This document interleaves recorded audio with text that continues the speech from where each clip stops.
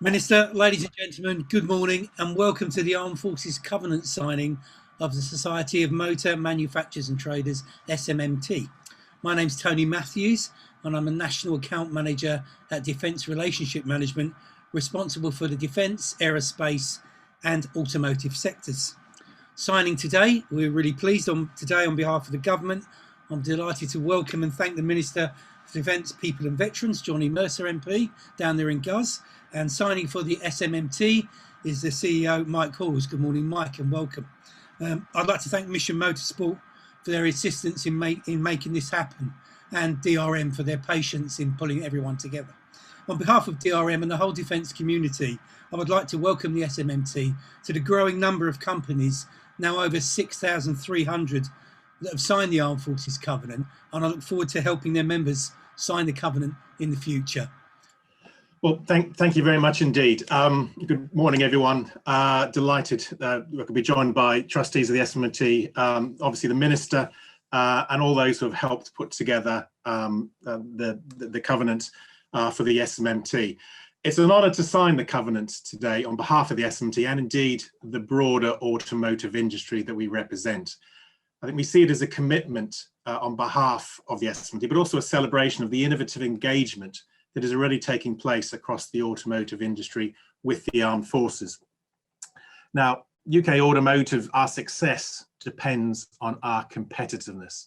And for that, we rely on a very resilient and adaptable workforce. And that means recruiting and retaining the very best of the best when it comes to talent.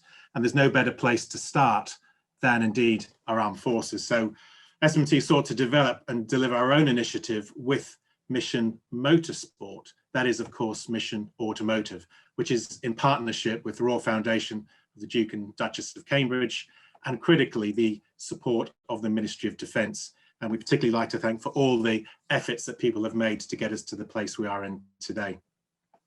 Now, Mission Automotive was established back in 2019, which, given where we currently are, feels like an absolute lifetime ago. But it's a groundbreaking initiative and helps SMMT members create and implement their own unique armed forces engagement program.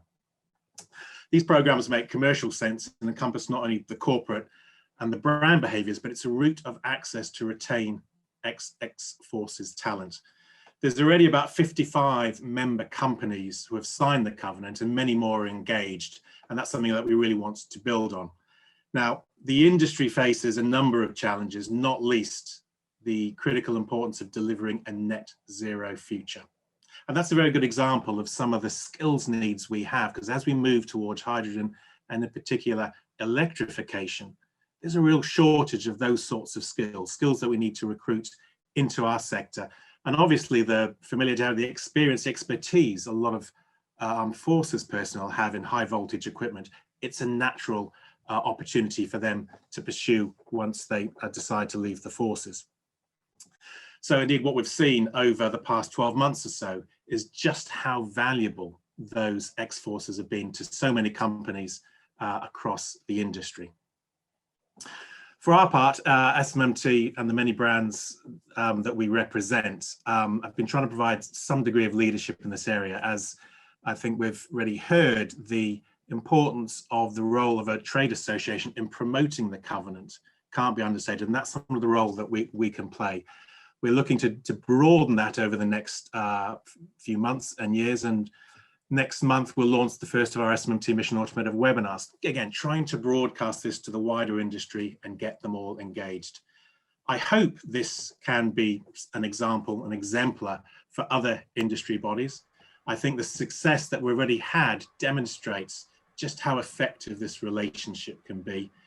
It is, signing the covenant, I think, is a significant commitment, not to be taken lightly, but the benefits, not just to business, but more importantly to the lives of so many ex-service personnel, makes the case for itself. So I'm delighted to sign the pledge today, and I hope we'll see this as a milestone for our sector at least, but a valuable part of increasing the success of the covenant. Thank you very much. Thank you, and thanks for having me this morning and for inviting me to be part of your signing. I mean, the principles of the Armed Forces Covenant, it's a commitment from the nation that those who serve or have served and their families are treated fairly and not disadvantaged in their day-to-day lives as a result of their military service. And clearly, you'll have seen with the bill I'm taking through this week, this is something we're deeply committed to as a government, to making sure that we support the armed forces community by working with a range of partners across a range of industries. And, you know, I'm particularly pleased to see SMMT part of this this morning. I know the incredible work that James does with Mission Motorsport and others, and there's a couple of critical areas I'll draw attention to later on. But look, it's important that employers publicly pledge their support for the armed forces community. Making it a public pledge really does kind of mean something, and it means something to the cohort that we are all trying to represent. So thank you for that.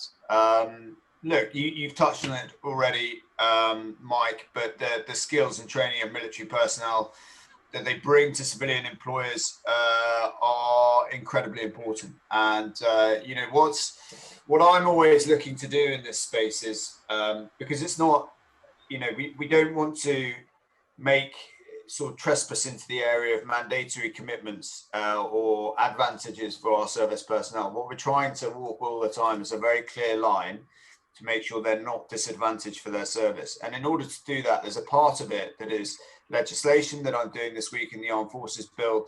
There's a part of it where I just have to point to people of best practice and areas of best practice and companies of best practice, and show not that you're kind of doing a favor for employing veterans, it's not a charity, right? But actually that your company is greatly enhanced by employing veterans and tapping into this resource. For veterans, clearly having a job is the single biggest factor in transforming their life chances.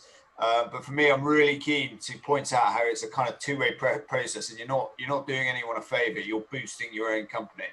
And there is, it's hard to find a better exemplar of that than the broad work that you're doing in the SMMT.